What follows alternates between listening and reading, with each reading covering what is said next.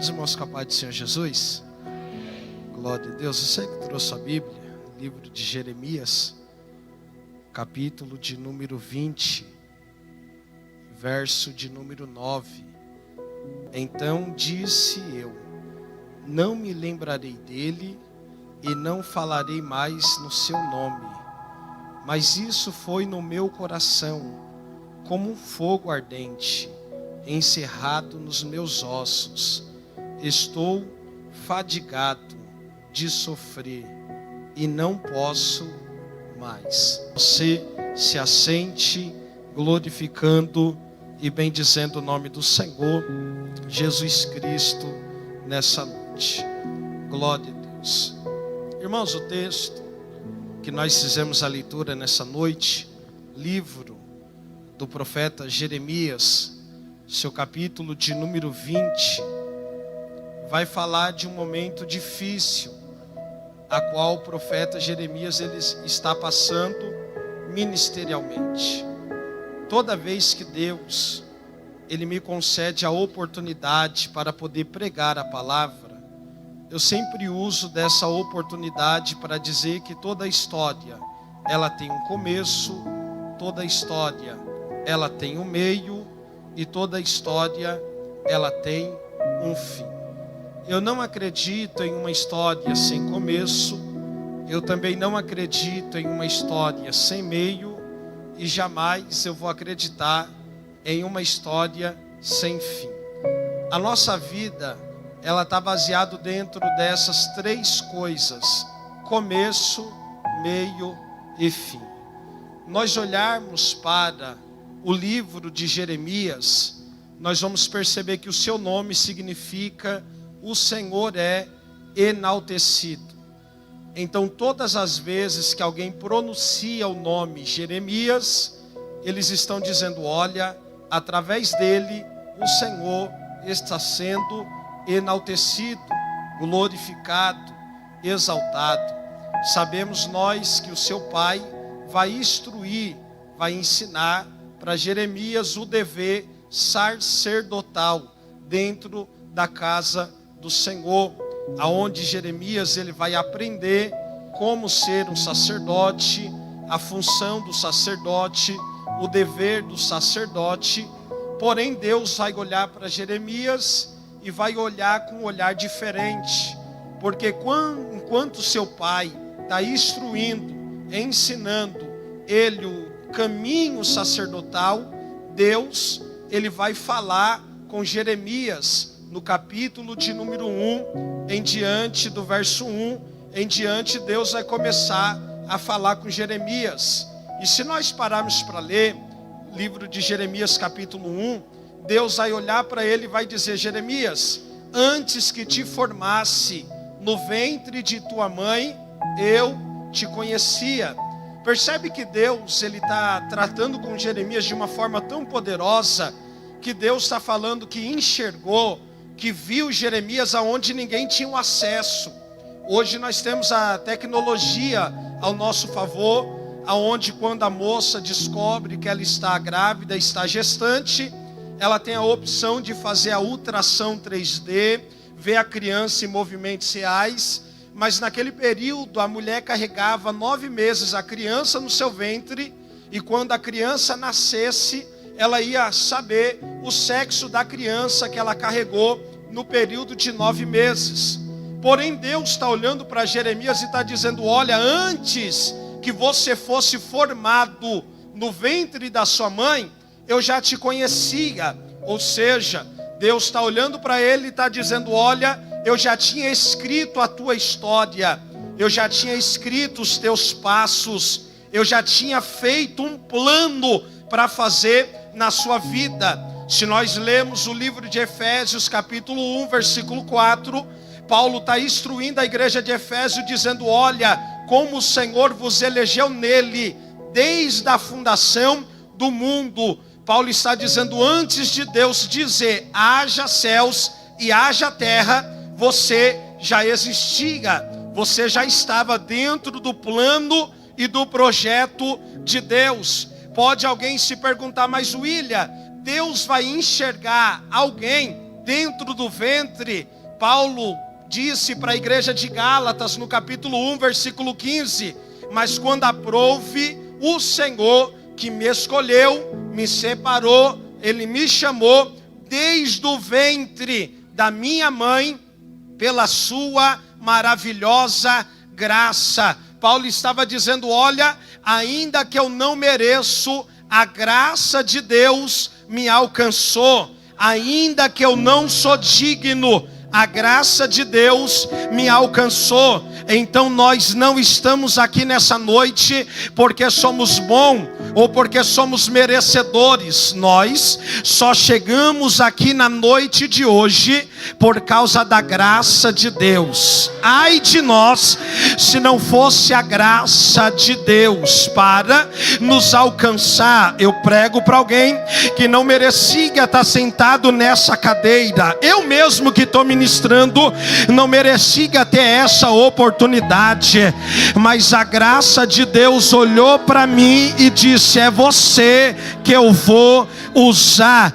E eu vim pregar para alguém na noite de hoje que o Senhor está dizendo: antes que você fosse formado no ventre da sua mãe, eu já te conheci. Eu não estou pregando para alguém desconhecido, eu estou pregando para alguém que é conhecido pelo céu. Eu vou repetir: eu não prego para uma igreja desconhecida, eu prego para uma igreja conhecida pelos céus. E os céus está dizendo nessa noite: eu te conheço. Pregador, prova Isaías 43: antes que te formasse, ó Jacó, e te criei, ó Israel, não temas, eu te remi, te chamei pelo teu nome, tu és meu. Essa igreja tem dono, esse altar tem dono, esses obreiros têm dono nessa igreja. Só que Deus vai falar com Jeremias, e o que Deus vai falar é: olha, eu sei que o seu pai te ensinou o dever sacerdotal, pegar a necessidade do povo e trazer para o altar, tirar as cinzas do altar, colocar lenha nova. Eu sei, Jeremias, que o seu pai, ele te instruiu, te ensinou, te mostrou o caminho sacerdotal. Porém, eu não preciso de um sacerdote para esta geração. Eu preciso de um profeta que esteja disposto a pregar tudo que eu vou mandar pregar, que esteja disponível aí na contramão do mundo. William, como Deus vai falar com Jeremias? Deus vai ser tão profundo que Ele vai dizer: antes que te formasse no ventre da sua mãe, eu te conheci. Ele vai dizer mais: e antes que tu saíste da madre da sua mãe, eu, o Senhor, te santifiquei. William, o que quer dizer essa expressão? Eu, o Senhor, te santifiquei. Deus estava dizendo: Jeremias, antes de tu ser formado lá no ventre, eu já te conhecia. Só que antes de você sair da madre da sua mãe, eu já havia te separado. Deus estava dizendo: olha, nem para desviar você é útil, nem para sair da minha presença você presta mais, nem para sair do propósito você é útil, porque eu te separei. Vamos esquentar esse lugar. Pega na mão de alguém, por gentileza. Eu sou desses pentecostais que pede para pegar na mão e chacoalhar. Chacoleja ele e diz: você foi separado por Deus. Agora vê se ele acredita nessa palavra, porque quem acredita reage. Eu vou dizer de novo, reage, porque Deus te separou. Você não nasceu por acaso. Você é propósito de Deus. Após Deus dizer eu te separei, Deus vai dizer e outra coisa: as nações eu te dei por profeta. Nem tinha nascido ainda e Deus já tinha separado, já tinha escolhido e já tinha um público preparado para Jeremias pregar. Já tinha a cidade preparada para Jeremias. Jeremias não precisou fazer igual eu faço, cartaz com contato de agenda, não. Quando ele nasceu, cresceu, o Senhor gritou: as nações eu te dei por profeta. Sabe o que é isso, cantor Ariel? É Deus dizendo para alguém: está esperando o que para pisar onde eu já te dei? Eu vou repetir para quem acredita: está esperando o que para pisar aonde eu já te dei? Se ele já falou daquela faculdade, entra. Se ele já falou daquela empresa, entra, porque ele está dizendo: as nações eu já. Aí Deus vai fazer uma pergunta para Jeremias. Pregador, e qual é a pergunta que Deus vai fazer para Jeremias? Jeremias, o que você vê? Ele vai dizer: Senhor, eu vejo uma vara de amendoeira. O Senhor vai responder ele dizendo: vistes bem. Pregador, por que Jeremias disse que viu uma vara de amendoeira? Lembra quando Deus falou com Moisés? Falando cerca de quem vai cuidar da casa do Senhor, dos sacerdotes? Deus falou: separa 12 homens, um de cada tribo, e você vai dar uma vara para cada. E a vara que florescer vai ser a casa de quem eu estou confirmando o meu ministério. 12 homens pegaram a vara e enterraram no outro dia somente a vara da casa de Arão. Ela floresceu. E Deus disse: eu estou confirmando o meu ministério sobre a casa de Arão. Jeremias, o que tu está vendo? Deus, eu estou vendo uma vara de amendoeira. Aí o Senhor está dizendo: vistes bem, porque eu velo pela minha. Deus está dizendo hoje: eu estou confirmando o seu ministério. Porque talvez eu prego para alguém que está indagando a Deus, dizendo: Senhor, o Senhor me escolheu mesmo, o Senhor me chamou mesmo, é eu mesmo. E Deus marcou essa noite só para dizer para alguém: hoje eu estou confirmando a minha chamada sobre a tua vida, sobre a tua casa e sobre a tua história. Será que alguém acredita nessa palavra? Porque o Senhor está confirmando. Só que a Bíblia é tão detalhista que após Deus confirmar, Deus vai falar: Jeremias, não vai ser fácil. Porque tem gente que acha que é fácil ser profeta. Tem gente que acha que é fácil servir a Deus. Mas Deus vai olhar para ele no verso do capítulo 1, versículo 18, e vai dizer: Jeremias, porque eis que hoje eu te coloco como cidade forte. Olha o que Deus está falando para o profeta.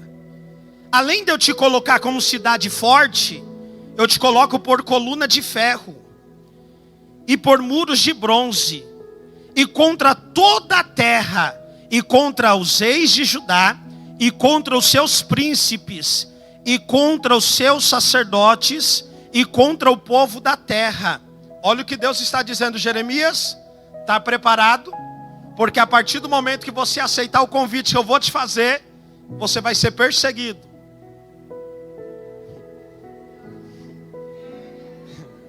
Vão tentar fazer de tudo para te paralisar. Jeremias ele vai assentar. Aí Deus grita para ele no verso 19 do capítulo 1: pelejarão contra ti, mas não prevalecerão contra ti, porque eu, o Senhor, estou contigo. Porque ainda que alguém se levante da direita, ainda que alguém se levante da esquerda, ainda que alguém se levante vindo de frente, se levante vindo na retaguarda, o Senhor está dizendo: eu, o Senhor, estou contigo. O Senhor está dizendo para alguém na noite chamada hoje: 1000 cairão ao teu lado, 10.000 cairão à tua direita, mas você e a tua casa não será atingida. Eu vou repetir para alguém que entrou por essas portas dizendo: Senhor, porque a luta, porque a prova, porque a calúnia, porque está difícil, aí Deus está dizendo: é porque eu não te escolhi para ser um aventureiro, eu te escolhi com propósito. E quem tem propósito sofre, quem tem propósito é humilhado, quem tem propósito é perseguido. Mas tem um porém, Jeremias: você não está sozinho, eu, o Senhor, estou contigo. Ele está dizendo para alguém nessa noite: queira o diabo ou não, ele vai ter que ver que eu, o Senhor, estou contigo. Queira os adversários ou não, eles vão ter que dizer: o Senhor é com ele, o Senhor é com ela, o Senhor é com eles. 29 anos de durabilidade. Por quê? O Senhor está contigo. Porque se o Senhor não tivesse, não durava 29 anos. Só dura aquilo que o Senhor está no meio. Jeremias ele vai iniciar o seu ministério profético. Se nós ler o capítulo 13, do verso 1 em diante, Deus vai falar: Jeremias, compra um cinto de linho e coloca sobre o seu ombro, e não deixa molhar. Cinto traz reconhecimento ministerial. Quem vê o cinto no ombro do profeta, está dizendo: Deus é com ele. Deus é no ministério dele. As pessoas começam a olhar para Jeremias com um olhar diferente. Porém Deus diz: Jeremias, após colocar no ombro e não deixar molhar, levanta, vai até Eufrates e esconde o cinto na fenda da rocha por alguns dias. Jeremias ele vai tirar o cinto, vai esconder na fenda da rocha. O tempo vai passar. Conforme o tempo passa, Deus diz: Jeremias, vai em Eufrates, pega o cinto. Quando ele pega o cinto que estava escondido na fenda da rocha, o texto diz que o cinto estava apodrecido, que ele rasgava em suas mãos. Quando Jeremias pega o cinto apodrecido e rasga nas mãos, Deus grita: Jeremias, é assim que eu vou fazer com a nação de Judá. Eu vou apodrecer, porque estão se achando demais. E eu posso ser sincero para você nessa noite: Judá não era os desviados, eram os crentes. Era quem cantava louvores a Deus, era quem frequentava culto, era quem tem oportunidade dentro da casa do Senhor. E o Senhor gritou: Jeremias, eu estou apodrecendo a soberba de Judá. Sabe o que Deus estava dizendo? Jeremias, está chegando um período que eu vou tirar a geração soberba e vou levantar uma geração que vai fazer a diferença. É por isso que eu não me esqueço escandalizo quando eu vejo algumas pessoas saindo de cena. É Deus tirando o soberbo, o orgulhoso, aquele que se acha melhor. Deus vai tirar e vai levantar o verdadeiro adorador que adora Ele em deixa eu ver se tem alguém nessa noite que o Senhor pode levantar. Deixa eu ver se tem alguém nessa noite que o Senhor pode levantar. Jeremias continua o seu ministério, capítulo 18.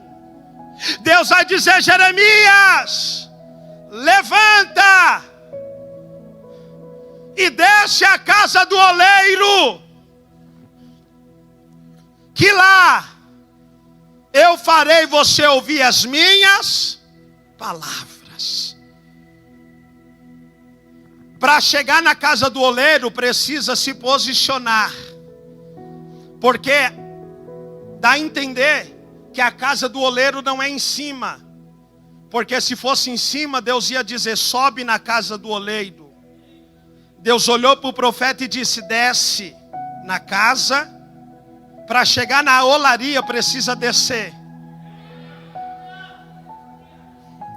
Só que Deus falou: Jeremias, quando você descer na casa do oleiro, lá você não vai falar nada, porque quem fala é o oleiro. Porque tem muita gente querendo falar no lugar do oleiro. E olaria que tem dono, quem fala não é o profeta, é o dono da olaria. Jeremias, você só vai chegar lá e vai ver o oleiro trabalhando sobre as rodas.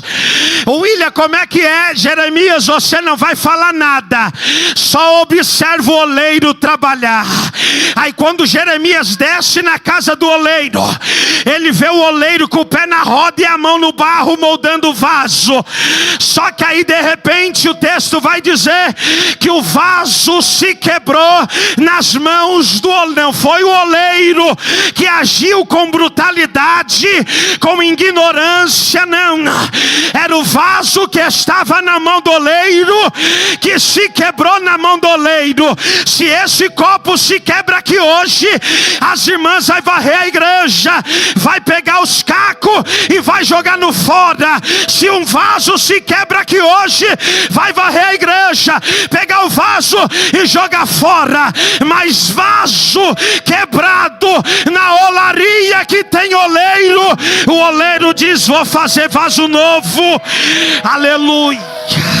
Que talvez se quebrou nas mãos do oleiro, e ele desceu no 29º aniversário da Assembleia de Deus Missionária para dizer: você pode ter se quebrado, mas hoje, dia 20 de novembro, eu entrei na festa para refazer. O oleiro vai refazer alguém nessa noite. O oleiro vai refazer alguém nessa noite. O oleiro vai renovar alguém nessa noite. O oleiro vai batizar alguém nessa noite. O oleiro vai tocar na alma de alguém nessa noite. O oleiro vai tratar. Ele vê o oleiro pegando o vaso quebrado e levando para o processo tudo novamente. Porque às vezes alguém fala e nós quer chutar, tirar da igreja, tudo, né? Mas o oleiro não, ele pega e leva para o lugar do processo e começa a pisar no vaso de novo. Começa a jogar um pouquinho de água para dar ligamento para o vaso de novo. Coloca na roda de novo e começa a trabalhar nele de novo. Aí depois que o vaso está pronto, ele coloca o vaso em um muro. Se o vaso não tiver apto para suportar o vento trinca o vaso, vai para o processo. É por isso que tem vaso voltando para o lugar do processo. William, por quê? Porque o vento soprou e você se trincou. Aí Deus te trouxe para o lugar do tratamento de novo. Aí ele vai moldar de novo, vai pisar de novo, vai colocar na roda de novo, vai colocar onde bate o vento de novo. Mas uma das coisas mais lindas que o oleiro faz para saber se o vaso está pronto para ir para o lugar de destaque é quando ele coloca o vaso em cima da mesa e ele pega um cutelo, um martelinho, e ele começa a bater. Dependendo da batida, se o vaso não estiver pronto, ele se trinca e volta para o lugar do processo de novo. Mas se o vaso estiver pronto, ele conhece o vaso pelo barulho que o vaso ele vai fazer. E eu acredito que o Senhor conhece a igreja dele. Não é quando ele vê alguém, vou parar, vou desistir, não. É quando ele vê alguém caminhando na luta, na prova, na adversidade, dizendo: eu não vou parar, não vou desistir, eu vou permanecer. Jeremias passou tudo isso. Porém o capítulo 20, ele está passando por um momento doloroso na sua vida ministerial, ao ponto dele dizer: Senhor, não quero mais. Porque nós temos que parar de achar que nós somos super crente. O nosso maior defeito é achar que a gente não pode ficar fraco. E eu posso ser sincero? Deus ama os fracos. Deus disse para Paulo: o meu poder se aperfeiçoa na sua. Ele não estava forte, era fraco. Paulo diz: quando eu pensei que estava fraco, era aí que eu estava. Apocalipse capítulo 3, Deus olhou para a igreja de Filadélfia e disse: mesmo tendo pouca força, não negaste o meu nome e guardastes a minha. Está fraca, mas ainda tem palavra. Ele está passando por um momento delicado ministerialmente, ao ponto dele dizer: Deus, para mim não dá mais, está doendo. Porque às vezes nós estamos pregando, só que a nossa alma está sangrando. Às vezes nós estamos no altar e nós mostramos forte, mas às vezes a nossa alma está dizendo: não dá mais. É o que Jeremias está passando no capítulo de número 20. William, por quê? Porque quando eu olho para o capítulo 20, Jeremias ele vai expressar a luta que ele está passando na alma. E não é uma luta rasa, é uma luta profunda na sua alma. Ao ponto de nós olharmos para o texto e ver que a mensagem de Deus, que está ardendo no coração de Jeremias, ele está tentando segurar essa mensagem. Ele está dizendo: Deus, eu não vou liberar. Senhor, eu não vou pregar, porque o meu momento é doloroso. O meu momento é de aflição. O meu momento é de dor. Só que Jeremias ele vai mostrar que mesmo no momento de fragilidade, ele pode ser usado por Deus. Mesmo no momento que ele está sangrando na alma, ele entende que ele pode ser usado para mudar a história de alguém. Quando nós para ler do verso 1 ao 9, nós vamos ver a luta interna que Jeremias está passando na alma. Porque nesse versículo 9 ele vai deixar bem claro: se eu disser, não me lembrarei dele. Irmãos, qual é a probabilidade de eu vir aqui pregar e não me lembrar dele? De eu assumir o altar, pegar o microfone, liberar uma palavra e falar: falei tudo isso, mas não me lembrei dele. Tive a minha oportunidade, mas eu não me lembrei dele. Jeremias ele está sendo tão ousado nas suas palavras que ele vai dizer: Senhor, nem falarei mais em seu nome. Ele está dizendo: a partir de hoje chega. A partir de hoje eu vou pendurar o meu instrumento, eu vou pendurar as mensagens. A partir de hoje não quero mais ser profeta, porque eu estou cansado, não dá mais. Mas de repente Jeremias diz: há um fogo que arde no meu coração. Pregador, por quê? Porque Jeremias está dizendo: eu estou cansado, eu não consigo mais. Mas ele está dizendo: há um fogo que arde, ou seja, ele destaca o poder da mensagem dentro da minha alma. É maior o desejo de pronunciar a mensagem. Eu vou pregar para alguém que acredita nessa palavra, porque o diabo estava esperando a tua queda, o diabo estava esperando a sua paralisia espiritual, mas hoje ele vai quebrar a cara, porque alguém vai sacudir a poeira e vai sair daqui dizendo: há uma chama que arde em meu peito, há um fogo que arde em meu peito. O diabo estava dizendo: paralisei ele, paralisei ela, mas hoje ele vai quebrar a cara, porque ele vai ver alguém sair dessa festa gritando: ninguém me para.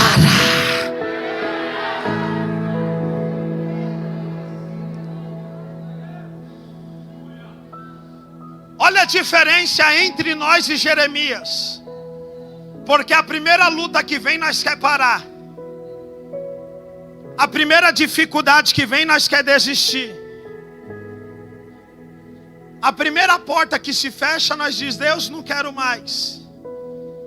Mas Jeremias, mesmo diante do sofrimento, ele está dizendo: tem uma palavra ardendo na minha alma. Mesmo nesse momento de dor, ele está dizendo que a chama está impulsionando ele. Irmãos, e às vezes é aquele momento que nós está mais quebrado, é o dia que Deus mais usa a gente. Tem ministros aqui que sabem o que eu estou pregando. Tem momentos que nós vem para o culto e nós vem com aquele sentimento: eu queria nem estar no culto. Aí Deus pega aquele dia que nós nem queria estar no culto e mostra para mim e para você que no momento de adversidade é o momento que Ele mais quer te usar. William, prova, vamos olhar para o ministério de Jesus. Quando ele entra lá no jardim do Getsemane. Getsemane significa lugar de prensa. Próximo ao Monte das Oliveiras, a árvore que produz oliva. Alguém precisava ir no Monte das Oliveiras, pregar azeitona e ir para o lugar da prensa. Pegava a azeitona, colocava na prensa, e eu não sei se você entende, quanto mais prensava, mais extraía o melhor daquela azeitona. Vai na feira no domingo pela manhã e pede para aquele moço o caldo de cana. Ele passa a cana pela primeira vez e não joga fora. Ele passa pela segunda vez e não joga fora. Ele passa pela terceira vez e não joga fora. E um dia eu perguntei: por que o Senhor repete esse processo? Ele falou: porque quanto mais eu passo, melhor o caldo fica. Eu estou extraindo o melhor caldo que ela pode soltar para fora. Mas quanto mais doloroso for o seu processo, o Deus vai extrair de você. Quanto mais difícil ser o seu processo, o melhor Deus vai extrair de você. Então não se assusta se alguém sair daqui diferente hoje, porque vai entender que está passando pelo processo da prensa e está vendo Deus extraindo o melhor. Jeremias estava dizendo: Deus, chega. Deus estava dizendo: não, é agora que eu vou te usar com mais graça, é agora que eu vou te usar com mais poder, é agora que eu vou te usar com mais unção. Se prepara, porque o Senhor, Ele vai te usar. Jeremias, você não pode parar. Eu vou repetir, Jeremias, você não pode parar. Ah, mas William, é porque você não sabe o processo. Eu não sei o processo, mas eu vim te dizer, vai valer a pena passar por este processo. Eu não sei a luta, mas eu vim dizer para alguém, vai valer a pena passar por esta luta, porque você não está sozinho nessa guerra, você não está sozinho nessa luta, você não está sozinho nessa adversidade. O Senhor está contigo e está dizendo, você pode até pensar em parar, mas eu vou mostrar para você o poder que tem na minha palavra, que vai ficar um desejo na alma, um desejo no coração, que você vai dizer, não dá para parar. Quer ver? William, já pensou em parar? Algumas vezes. Às vezes o vento bate tão forte que eu falo, Deus, ano que vem eu não quero mais saber de agenda não, só sentar lá no fundão e cultuar. Só que algo nos impulsiona. Tem mês que eu falo, mês que vem eu não vou marcar agenda não, aí chega um monte de convite. Eu falo, Jesus, porque é no momento da adversidade que Deus quer nos usar. Posso ser sincero? Você querer ser usado quando tudo vai bem é fácil. Você se colocar na brecha quando o celeiro está cheio é fácil. Você se colocar na brecha quando está trabalhando na melhor empresa, estudando na melhor faculdade é fácil. Eu quero ver você se colocar na brecha quando a luta, a adversidade, o processo de amar chegar.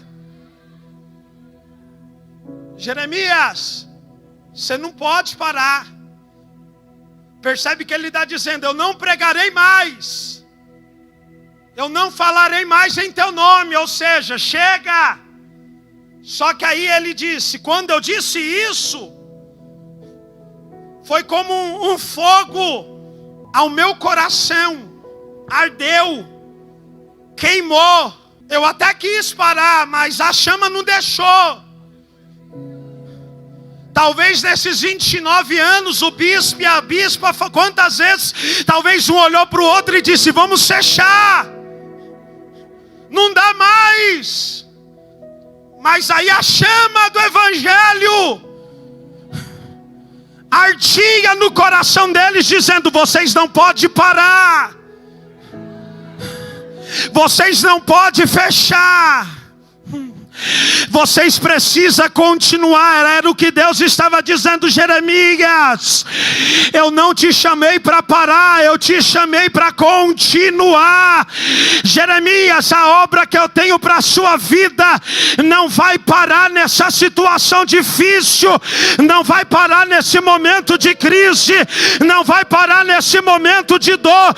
A experiência que Jeremias nos traz aqui é desafiar e considerar o compromisso que nós devemos ter com o Evangelho de Cristo, porque Ele está mostrando que mesmo no momento da adversidade, eu preguei, eu levei a mensagem, eu levei o Evangelho, e Ele está dizendo para alguém nessa noite, quer parar porque continua. Eu finalizo.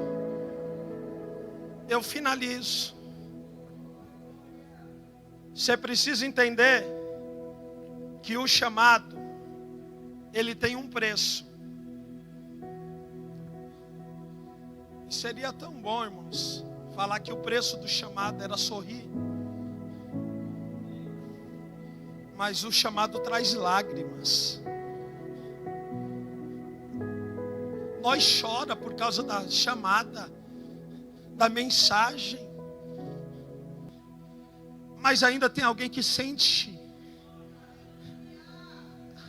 o fogo na alma, que o desejo de pregar é para ver vidas no altar chorando, dizendo, eu quero Jesus. O chamado traz calúnia. Pode perceber que aquele que tem uma chamada de Deus e e se disponibiliza para Deus, na boca do povo ele é caluniado. Jeremias, na boca do povo, esse daí só prega mensagem de correção. Quero ver quando ele cair.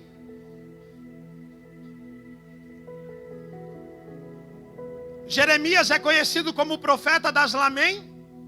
Por quê? Chorão. Chorão. A luta vem, ai Senhor, vou parar. Não dá mais. Você já parou para pensar se Jesus andasse na via dolorosa chorando? Ai Deus.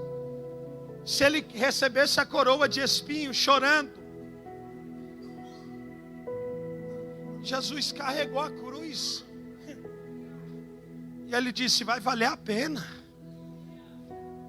Recebeu coroa de espinho, cravo nas mãos, apanhou com chicote de ajorrás.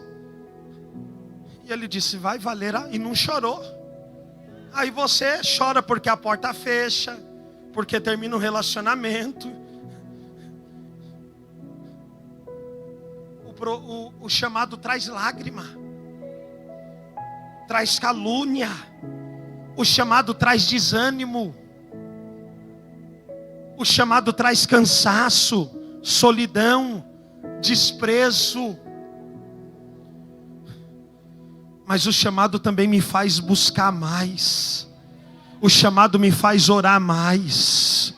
O chamado faz eu ter desejo pelas coisas dos céus.